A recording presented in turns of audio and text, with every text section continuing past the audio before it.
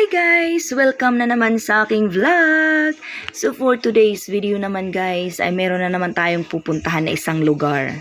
So actually hindi naman to sikat na lugar pero pupuntahan pa din natin. Charot. Kasi nga guys, ito ay nakita namin sa isang post sa Facebook. So nung makita nga namin to guys, ay bigla kaming nagka-interest. So ayun, tara let's go, samahan nyo kami sa aming paglalakbay. Charot. So, ayun guys, ito ay nagbibiyahe na nga kami, papunta kami doon sa Danau. So, syempre, pinangalan ng Danau kasi nga dadaan tayo sa Barangay Danau. Ito ay sakop ng Calbayog. So, yung pupuntahan natin actually guys ay Danau Dam. So, ito ay isang paliguan guys na ewan, hindi ko pa naman siya nakikita. So, mamaya na lang, hindi ko ma-explain. Basta, pupuntahan natin ay Danau Dam. So, syempre, bakit siguro tinawag na Danau Dam? Kasi nga, guys, ito ay nasasakupan ng Barangay Danau. Okay, so tara, let's go. So, ito na kami. Dumadaan na kami sa napakagandang daanan. Ay, naku, andito na naman tayo sa mga lubak. Pero guys, in fairness, okay na siya. Kasi nung dumaan kami, ayan, lubak-lubak yan dyan. Pero medyo okay na ngayon, guys. So, syempre, dahil wala na tayong gas, so, daan muna tayo sa Petron. Tayo ay magpapagas. Full tank talaga guys, kasi delikado, baka nandoon tayo, hindi na tayo makauwi. Syempre guys, dumaan tayo sa Chokes to Go kasi wala nga kaming dalang pagkain, yung dala namin ay kanin lang, so syempre kailangan natin ng ulam. So ito na nga guys, tayo ay papasok na ng Barangay Danau. So syempre dito tayo dadaan papunta ng Danau Dam. So first time natin to makakapunta dito guys. So ayan, kasama ko ang aking kaibigan. So tatlo kaming pupunta doon guys. So ayan, kung makikita nyo yung daan medyo hindi makinis. Charot. So ayun guys, syempre dahan-dahan lang tayo. So ito nga yung Barangay Danau, napakalaki niya guys. Ayun guys, habang kami ay nagta-travel, so magkwentuhan muna tayo, 'di ba? So ayun guys, masarap talaga mag-travel. So syempre, sa pagta-travel kailangan talaga ng pera. Kaya napakahirap lalo na ngayong panahon, mahirap kitain ng pera. So hindi na tayo makapag-travel ng mga malalayo. Kaya kami guys, yung ginagawa namin, yung mga pinupuntahan na lang namin, yung kaya ng aming budget o Jiva. Kasi nga guys, napakamahal na ngayon ang bilhin, lahat-lahat na mahal na, 'di ba? So kailangan natin magtipid-tipid. So dito muna tayo sa mga malalapit na lugar. Saka na nating puntahan ang mga malalayo na lugar kapag meron na tayong budget, 'di ba guys?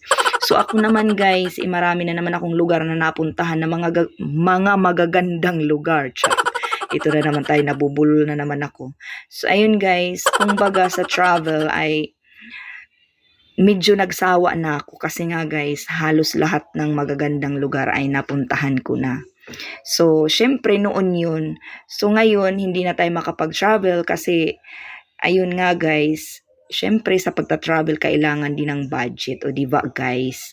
So, hintayin ulit natin na magkaroon tayo ng budget, charot. So, ayun guys, andito na kami sa mahirap na daanan. Ayan guys, rough road nga siya. So, naaawa nga ako sa motor ko guys kasi tumutunog siya. Pati nga yung motor ng kaibigan ko, naririnig ko tumutunog din siya.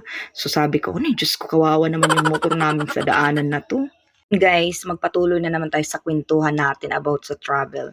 So, ayun guys, sa pagta-travel ay hindi biro. Syempre, kailangan talaga gumastos, diba? Pero, dati guys, ikumpara mo ngayon, mas mura dati guys sa pagta-travel kaysa naman ngayon. Kasi 'di ba nagsitaasan lahat, presyo ng mga pagkain, so lahat-lahat na pamasahe. So noon nung panahon na nagta-travel ako, so parang hindi pa ganun masyado kamahal. Although gumagastos din guys. So nagpapasalamat ako na dati pa lang ay nakapag-travel na ako sa iba't ibang lugar dito sa ating bansa, dito sa Pilipinas. Halos maikot ko yung mga magagandang lugar, 'di ba guys? Ayun guys, para ang yabang-yabang na ng aking kwento, charot. Charot lang, pero totoo naman talaga guys na halos lahat ng magagandang lugar dito sa Pilipinas ay medyo naikot ko na. So ayun, kontento na ako sa aking mga travel ngayon na parang dito na lang, na malalapit na lang. Kasi ang sarap sa feeling guys kapag nakakapaglakwat tsaka nakakapag-travel. Kasi hindi na natin magagawa to kapag tayo ay matanda na, 'di ba guys? So habang bata pa, habang kaya pa ng ating katawan, let's go! Huwag na tayong magpatumpik-tumpik pa kahit saan. Basta budget meal. Pagkain, budget meal. Basta may budget kahit konti. Let's go. Wala nang ano-ano pa dyan. Kaik-ikan na marami pa. Pag sinabing tara, let's go na talaga yun, guys. Ito na nga, guys. Napasarap na yung kwento ko. Hindi ko na mapansin pala. Ito na nga, guys. Nandito na kami sa kahirapan. Charot. So, makikita nyo, guys, yung daanan. Talagang rough road siya. So, ewan ko, basta yung motor ko talaga dito kawawa. Hindi ko alam kung tama ba tong lugar na pinuntahan namin or magsisisi ba ako, charot. Pero feeling ko hindi ako magsisisi kahit na ganito yung daanan. Kasi parang maganda naman yung nakita ko sa picture. Sana nga lang, guys. Pero bali-balita lang, guys. Hindi naman siya masyado pinupuntahan ng mga tao. So ito na nga, guys. Andito na kami sa Danau Dam. So ito na nga yung sinasabi nilang dam. So parang okay naman, guys. Parang malinis naman yung tubig. So ayun, ito yung paligid niya. Ayan, guys, sa video ko. So ito. Tingnan yung mabuti kung baga papasaba to sa inyo. Charot. So, hi guys, andito na kami sa Danau Dam. So, kakain na kami. Meron kaming chooks to go. Chooks to go. Meron kaming mangga. Tsaka meron kaming hipon. Charot. Ayan lang, guys. Kaso, yan eh. Tara, kain na tayo. Yun nga, guys, habang kami ay nagtatambay, so meron ng mga batang dumating, so sila ay naliligo. So siguro, guys, ito ay dyan lang sa Barangay Danau, malapit lang kasi dito, guys.